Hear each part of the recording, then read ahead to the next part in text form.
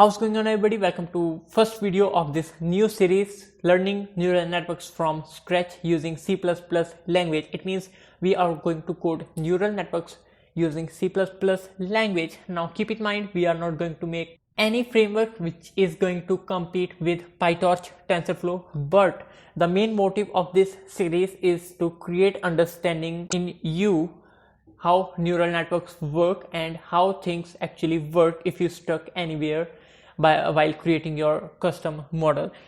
Without taking your more time, let us first see how neural network works. Okay, so talking about neuron, first of all, what is neuron? Neuron is nothing, just a variable which is just holding a value. This is not anything complicated at all. Neuron is just a variable of double type, float type, it doesn't matter. It just contains value of most probably decimal point type, which is floating type. So this is a neuron which is called input neuron, and this is going to be input neuron for the upcoming layer, which is this one. So this is input neuron. Let me just change the color, and these are output neurons. Let's say O output neuron. So always what is going to happen is this input neuron will have some value, let's say X value in it, or let's say 1.1 to be more specific. Okay, so keeping things simple, just X value. So what is going to happen, this X value is going to be get transformed while traveling through this node and reaching this particular neurons. So what things will going to happen with this X value, we are going to see in this video. So let's say while going from here to here, let's say the value got transformed to y1, and in this case value got transformed to y2. Now what operations did happen with this particular X value? Let's see. First operation is that X got multiplied by weight. Now what is weight? Again, weight is just a variable which is holding a small value, very small value, which you can't imagine, very small value, and this value is going to be different for every node. So let's say this node has w1 weight assigned to it, and this node has w2 weight assigned to it. So it means while going from over here to here, X is so y1 is now x1 multiplied w1, and in this case y2 is x multiplied w2. Now one more, which is the last operation happened to this X value, is that some bias value is added to it. Similarly, bias value is going to add it to it. Now does this bias value going to be same value for the upcoming layer? No. So okay, so this bias value is going to be different for every output neuron. Let me just do something. So this particular neuron will have B1, which is bias 1, and this particular neuron will going to have bias B2. Now this is not necessary, this is going to be B1, Y1, X, Y1, W2, W1, whatever. This is just a naming convention just for explanation purposes. In real life you would never know what is going inside, and that's why people call this black box. So yeah, this is it. So now you know y1 is equals to this and y2 is equals to this. Now what is just w1, b1, why do we use them? Okay, so first let's just talk about, if we directly send this X value to this node to upcoming neuron, and this X value through this node to the upcoming neuron, does this make any sense? No. So that is why we just apply some functions, some arithmetic operations to this X value just to get some new X value, new Y value, new output value. A lot of terms for that. Okay, so first point is why we do operations, just to get new value, just to get something new. So what is the need of these two values, w1 and b1? So let's just first talk about this. Let's say X has very small value which is near to 0, and similarly this w got really small upon training. Let's say it is really close to 0. So it means this upcoming neuron will going to get really close to 0. It means this neuron is going to get dead.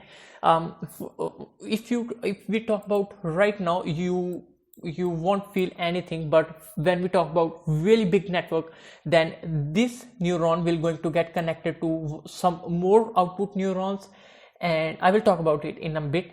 So this whole network will going to get dead. So for avoiding this, we add a little positive value to this particular x multiply weight, so that we don't make our neural network dead. Okay, so I hope you now know why we use weight and biases. Alright, so now you know what is weight and how many weights are going to assign to upcoming nodes and how many biases are going to assign to upcoming nodes. So a quick question for you: if the output layer has 3 neurons, how many biases will going to have in that neural network? 3 biases. Okay, so how many weights does a neural network will going to have if there are 2 input neurons and 3 output neurons?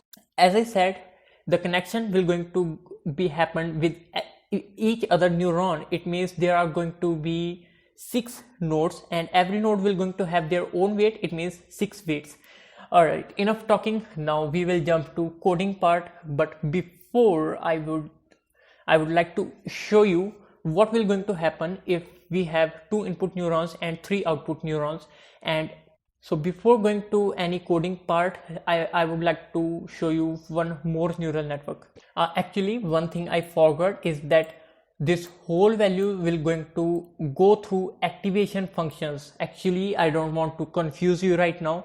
In short, activation functions are just going to take this whole operation, arithmetic operation value, and we're going to transform to new value, and we are going to learn about them in the upcoming videos. For now, you just think it like this. So now I would like to ask you a question: what this y1 will going to look like? So if you know about matrix multiplications, yeah, we are going to use matrix multiplications. So what will going to happen? Let's say first let's just talk about these weights. Let's say a weight W01 is 0.1 and W011 is 2.1. And talking about x1, let's say we have 2 and 3, which is this is x1 and this is x2. Alright, so now matrix multiplication will going to happen, and this is going to be equal to, okay, so this is going to be equals to 0.1 multiply 2 plus 2.1 multiply 3 plus a bias will be added to it, and this whole value will going to assign to this y1. So matrix multiplication will going to happen. If you don't know about matrix multiplication, make sure you know about matrix multiplication. You can use Khan Academy, and yeah, you can use like any source. I don't know, I don't care at all. You just need to know about matrix multiplication. Okay, so similarly, this y2 will going to have, let's say this is 0 2 and this is 1 2 and this has bias b2, and this whole operation will going to get repeated again and again and again, and we are going to code this in this video, and we are going to code this in this video. So let's start the coding. Alright, so I am in code blocks. You can use Eclipse, you can use whatever, I don't care at all. You can use any code editor you want.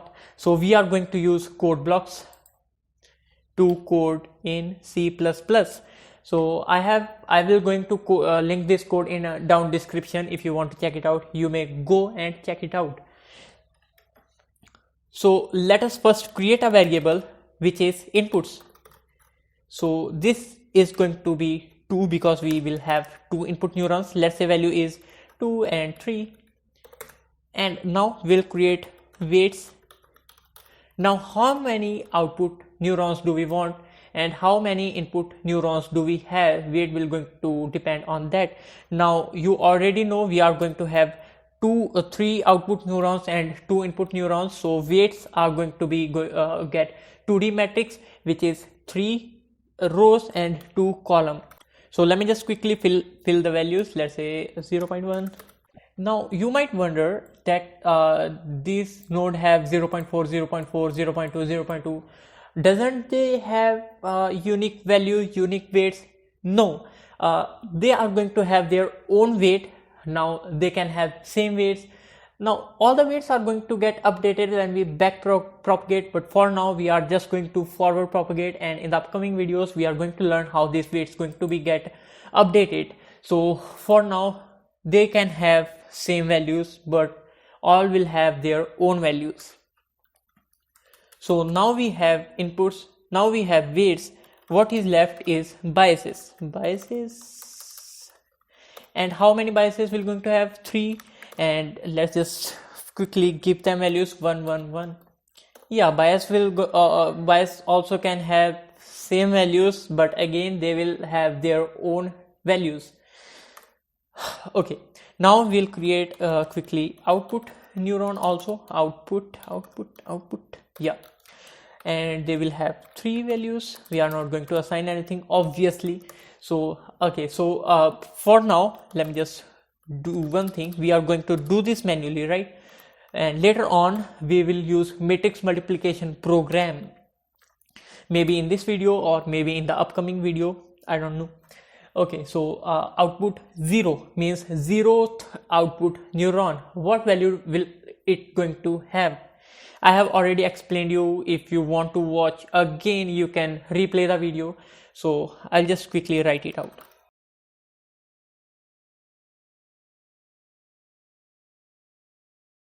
Oh no, I don't know if you have noticed or not, I have did something wrong in this line.